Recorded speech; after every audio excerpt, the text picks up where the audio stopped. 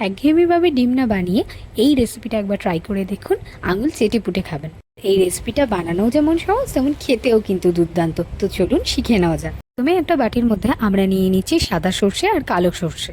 এবারে আমরা একটা মিক্সির বাটিতে পোস্ত নিয়ে নিয়েছি। পোস্তটা আমরা আগেই ভিজিয়ে রেখেছিলাম। আর তারপরে নিয়ে নিয়েছি 4টে লঙ্কা আর 5 থেকে 6টা মতন কাজু বাদাম। আর যে সর্ষেটা আমরা নিয়েছিলাম সাদা সর্ষে কালো সর্ষে, সেটা এখানে দিয়ে আমরা পেস্ট করে নিচ্ছি। আর এখানে ডিমগুলোকে কিন্তু আমরা আগে থেকে নুন আর হলুদ মাখিয়ে রেখেছিলাম। আর এবারে ছুরির সাহায্যে হালকাভাবে ডিমগুলোকে কেটে নেওয়ার মতন করে নিলাম। আর তারপরে গরম তেলে ভেজে নেবো। ডিমটা আমাদের হালকা ভাজা হলে তুলে নেবো। আর তারপরে ওই তেলের মধ্যেই আমরা দিয়ে দেবো রসুন কুচি আর পেঁয়াজ কুচি। আর এগুলো যখন ভাজা ভাজা হয়ে যাবে তখন নামিয়ে নিয়ে দিয়ে দেবো যে মিশ্রণটা আমরা তৈরি করেছিলাম সেটা, সাথে ফ্যাটানো টক দই। এবার আমরা সমস্তটাকে মিক্স করে নেবো। আর ভালো করে মিক্স করে নেওয়ার পরে দিয়ে দেবো পরিমাণ মতন হলুদ গুঁড়ো আর লঙ্কার গুঁড়ো।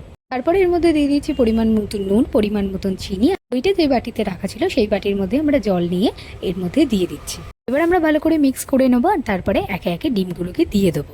সবকটা ডিম দেওয়া হয়ে গেলে দিয়ে দেবো সর্ষের তেল। আর তারপরে দিয়ে দেবো 4 থেকে 5টা কাঁচা লঙ্কা। ঝালটা আপনারা আপনাদের পরিমাণ মতন দেবেন। আমরা এখানে টিফিন বক্স নিয়েছিলাম, তাই ঢাকনা দিয়ে ঢেকে দিলাম। আর আপনারাও কিন্তু এটা করার সময় অবশ্যই টিফিন বক্স ইউজ করবেন। এবার একটা কড়ার মধ্যে জল নিয়ে তার মধ্যে এইরকম স্টিলের যে স্ট্যান্ড পাওয়া যায় সেটা দিয়ে তারপরে দিয়ে দিলাম এই টিফিন বক্সটা। আর তারপরে সাইড দিয়ে আমাদের জলটা একটু কম লেগেছিল, তাই জন্য দিয়ে দেওয়া হয়েছে। এবার আমরা ঢাকনা দিয়ে 20 মিনিট মতন ভাপে হতে দেবো। আর যখন হয়ে যাবে তখন গরম গরম ভাতের সাথে সার্ভ করে ফেলুন। আর রেসিপিটা যদি ভালো লেগে থাকে অবশ্যই লাইক শেয়ার সাবস্ক্রাইব কমেন্ট করে পাশে থাকবেন।